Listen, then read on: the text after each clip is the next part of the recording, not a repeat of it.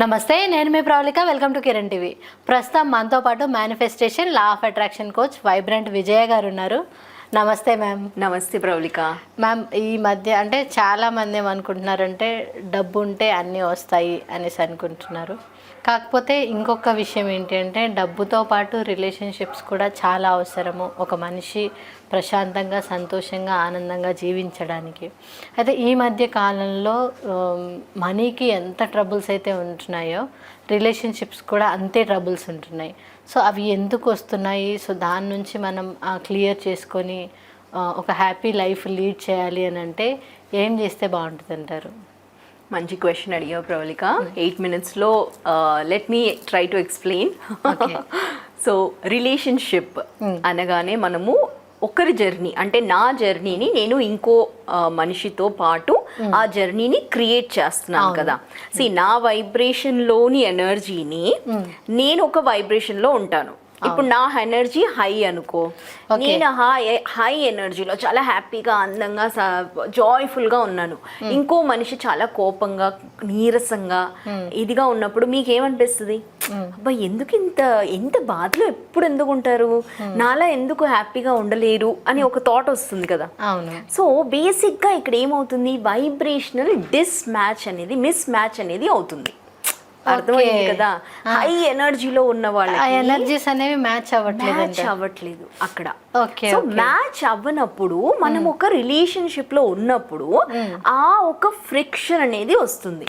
So ఇది మనం basic గా అర్థం చేసుకోవాల్సిన విషయము.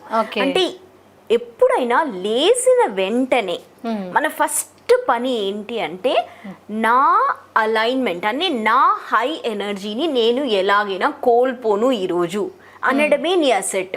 అంటే నీ అసెట్ ఏంటి అంటే నేను జాయ్ఫుల్గా ఉన్నాను, ఏమీ చెప్పడానికి అవ్వకపోతే నేను చాలా హ్యాపీ అని చెప్పేయాలి అంతే. నువ్వు ఏడుస్తూ ఉన్నా కూడా నేను చాలా హ్యాపీ అని యూనివర్స్కి చెప్పావు అనుకో, ఒక 5 సార్లు చెప్పావు అనుకో, నేను చాలా హ్యాపీ అనుకున్నావు అనుకో, నీలోని ఆ భావన అనేది మారిపోతుంది. సో బేసిక్గా ఆ ఎనర్జీ నుంచి హ్యాపీనెస్ అనే ఎనర్జీని నువ్వు తీసుకురాగలుగుతావు. సో వెన్ ఇలాంటి ఒక పరిస్థితి ఉన్నప్పుడు ఇంకో మనిషి ఒక ఎనర్జీని నువ్వు ఆ జర్నీలో తీసుకెళ్తున్నావు, రైట్? సో ఇలాంటప్పుడు మనం ఏం చేయాలి? సో బేసిక్గా ఫస్ట్ స్టెప్ ఏంటి అంటే నీలోని రిలేషన్షిప్ని నువ్వు కనుక్కో ఫస్ట్. అంటే నీకు ఏం కావాలి అనే దాని మీద నీకు ఫస్ట్ క్లారిటీ రావాలి. నేను ఇలాగే ఉండాలి, నేను జాయ్ఫుల్గానే ఉండాలి, డబ్బున్నా డబ్బు లేకపోయినా ఏమున్నా నాకు నెక్స్ట్ మెట్ ఎక్కే ఒక విశ్వాసం అనేది ఉంది, నమ్మకం అనేది ఉంది అనే ఒక ప్రాస్పెక్ట్లో ఉన్నావు అనుకో, నువ్వు హ్యాపీగా ఉన్నావు అనుకో. ఒకసారి ఆలోచించు, నీ బర్త్డే ఉంది, నువ్వు చాలా హ్యాపీగా ఉన్నావు, ఆ రోజు ఇంట్లో ఉన్న వాళ్ళందరూ నిన్ను చూసి హ్యాపీ అవుతారా లేరా?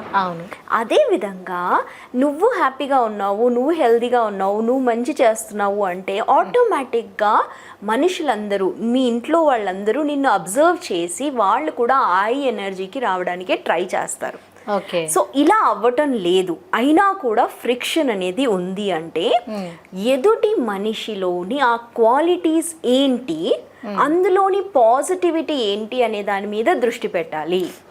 నెగటివ్ అనే దాని మీద మీరు ధ్యాస పెట్టారు అంటే అది రోజు రోజుకి పెరిగి అది ఒక పెద్ద కొండరాయిలా కనిపిస్తుంది. సో అంటే ఎప్పుడైనా మనకు ఆ నెగిటివే గుర్తొస్తుంది అనమాట. ఏ సిచ్యువేషన్లో అయినా అవే, అంటే పాస్ట్లో జరిగిన ఇవే గుర్తు తెచ్చుకొని మళ్ళీ దాని గురించే గొడవ పెట్టేసుకోవడము. సో అంటే దాని గురించి కాకుండా మనం లైఫ్లో జరిగిన పాజిటివ్ గురించి ఆలోచిస్తే ఇట్లాంటివి రావన్నమాట. ఎగ్జాక్ట్లీ. సో అక్కడ ఏమవుతుందంటే ఒక్క చిన్న నెగటివ్ ఉందనుకోండి, దాన్నే తీసి మనం దాన్ని ఒక పెద్ద భూతద్దంలో పెట్టేసి దాన్నే ఎక్కువ ఫోకస్ పెడతాం. So if you don't want, అంటే నెగటివ్ వద్దు అనుకున్న వాళ్ళు ఎలా మార్చాలి అన్నప్పుడు అందులోని ఆ నెగటివ్ అనే దాని మీదే ధ్యాస పెట్టకుండా పాజిటివ్ ఎనర్జీలో, అంటే పాజిటివ్ ఆస్పెక్ట్స్ ఒక మనిషిలో ఒక అట్లీస్ట్ ఒక 5 అన్నా ఉంటాయి కదా, ఆ 5ని ప్రాస్పెక్టివ్గా దాని మీద మీరు ధ్యాస పెట్టి మీరు ఆ పాజిటివ్ ఎనర్జీని తేగలిగారు అంటే ఈ క్షణంతో ఇలాంటి ఒక వైబ్రేషన్తో ఆ మనిషిలో కూడా మార్పు వస్తుంది Pravalika. That is the magic of it. అంటే నువ్వు నీ ఎనర్జీని కోల్పోకుండా వాళ్ళలోని ఆ పాజిటివ్ ఎనర్జీని కూడా నువ్వు ఫోకస్ చేస్తూ ఉంటే క్రమక్రమేణా ఆ నెగటివ్ ఎనర్జీ అనేవి తొలగిపోతుంది ఆ మనిషిలో. అలాంటి ఎగ్జాక్ట్లీ. సో రెండే అవుతాయి, ఏంటంటే మనిషి మారిపోతాడు అంటారు, మనిషి పాజిటివ్ గా అన్నా మారిపోతారు, లేకపోతే ఆ మనిషి ఆ పరిసరాల్లో ఉండలేకపోతారు. సో రెండే అవుతాయి. సో మనిషి అన్నా మారుతాడు, లేదా మనిషి అక్కడి నుంచి మారిపోతాడు. Okay okay. So this is how the vibration happens. End of the day ఏదో ఒక కన్క్లూజన్ అయితే వచ్చేస్తుంది. సో మీరు మాత్రం పట్టు వదలని విక్రమార్కుడిలా హై ఎనర్జీలోనే ఉండడానికి ట్రై చేయాలి రిలేషన్షిప్ లో ఉన్నప్పుడు. That is the natural energy. అది అందులో మనకు కల్మషం లేదు. సో ఎనర్జీని ఎప్పుడు అదే విధంగా తీసుకెళ్ళాలి. వచ్చే వాళ్ళు మీతో పాటు మీ ఎనర్జీని అట్రాక్ట్ అవుతూ ఉంటారు. కాబట్టి రిలేషన్షిప్లో ఎప్పుడైనా మనకు కావలసినది ఏంటి అనేది తెలియాలి. ఎదుటి వాళ్ళ కావలసిన విషయాలు కూడా నాలో నేను యాడ్ చేసుకుంటూ ఉండాలి. ఇలా ఇట్స్ ఎ డైలీ ప్రాజెక్ట్, ఒక్క రోజులో అయ్యే పని కాదు. So do it every day, కన్సిస్టెన్సీగా చేస్తూ ఉంటే ఆ మనిషిలోని మార్పుని నీకు అనుగుణంగా నువ్వు చేసుకోగలుగుతావు. Okay ma'am. అంటే రిలేషన్షిప్స్ ఈ మధ్య కాలంలో ఏమవుతుందంటే బిజీ లైఫ్లో చాలా అంటే మాట్లాడుకోవడానికి కూడా టైం లేనంత ఇదిగా అవుతున్నాయి. సో దానివల్ల చాలా గ్యాప్స్ అనేవి వచ్చేస్తున్నాయి. దానికోసం మీరు చాలా మంచి రెమెడీ తెలియజేశారు. Thank you so much ma'am. Thank you Pravalika. Okay, చూసారు కదా, మీరు మ్యామ్ని కలవాలి అనుకుంటే స్క్రీన్ మీద ఉన్న నంబర్స్కి కాంటాక్ట్ అవ్వండి. ఈ వీడియో కనుక నచ్చినట్లయితే లైక్ చేయండి, షేర్ చేయండి. మరిన్ని ఇలాంటి వీడియోస్ కోసం మా ఛానల్ని సబ్స్క్రైబ్ చేసుకోండి. Thank you.